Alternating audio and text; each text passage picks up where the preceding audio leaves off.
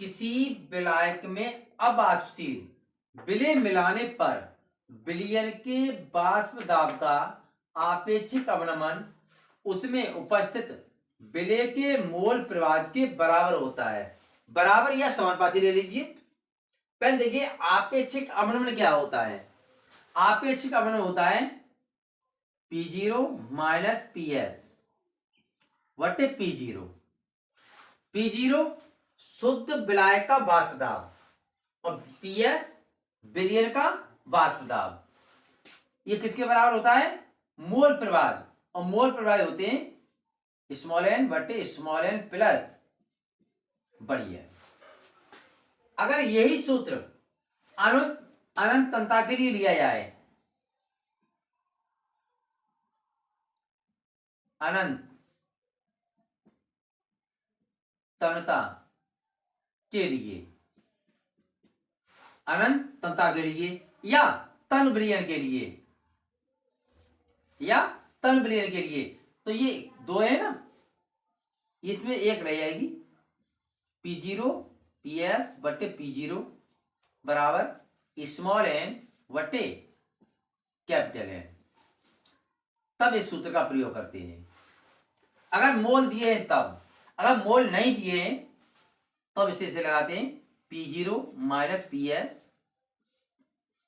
P0 बराबर w m बट्टे W बट्टे M। तब इस सूत्र का प्रयोग कर सकते हैं। अब देखिए इस पर एक न्यूमेरिकल। देखिए किसी अवाहशील विद्युत अनपघट्य पदार्थ की 10 ग्राम को 100 ग्राम जल में विलय करने पर वाष्प दाब इतने से घटकर इतना रह जाता है। विलय का अड़भार ज्ञात करो, m निकालनी है। तो देखिए इसमें विलय का द्रव्यमान कितना है? 10 ग्राम।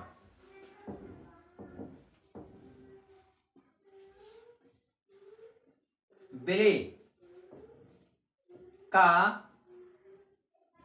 भार या द्रव्यमान w बराबर 10 ग्राम।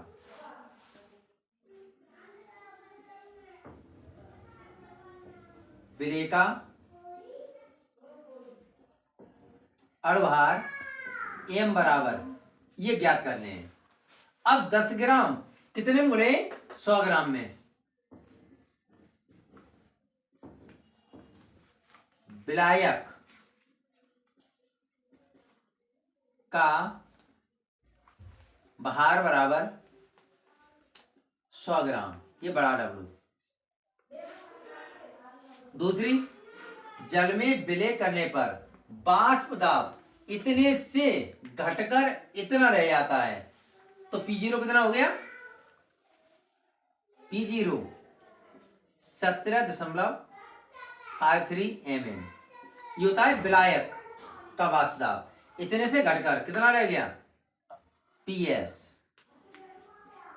17.235 mm मिलीमीटर। अब w है और W है, P0 है, PS है। यहां से मालूम पड़ गया कि हम नियम कौन सा लगाना है?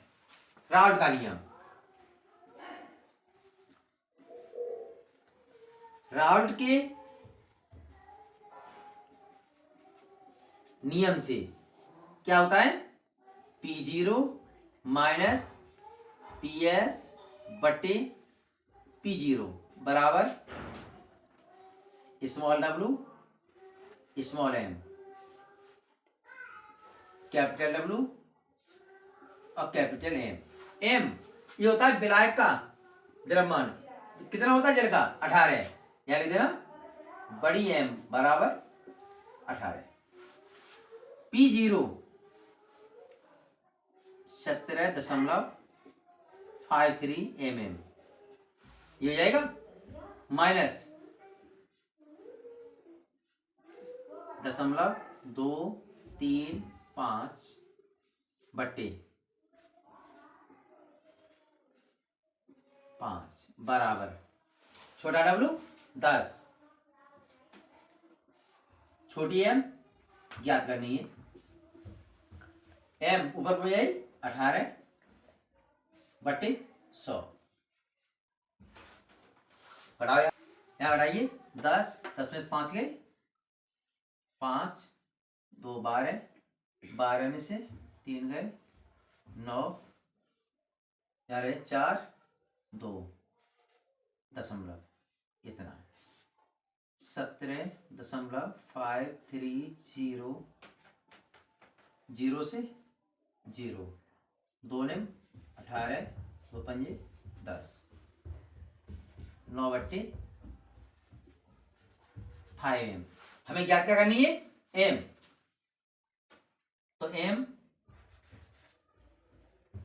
बराबर इसका इसमें गुणा और इसका इसमें गुणा 17.53 इंटू 9 बट्टे और ये संख्या बट्टे में आ जाएगी 0.295 इंटू 5।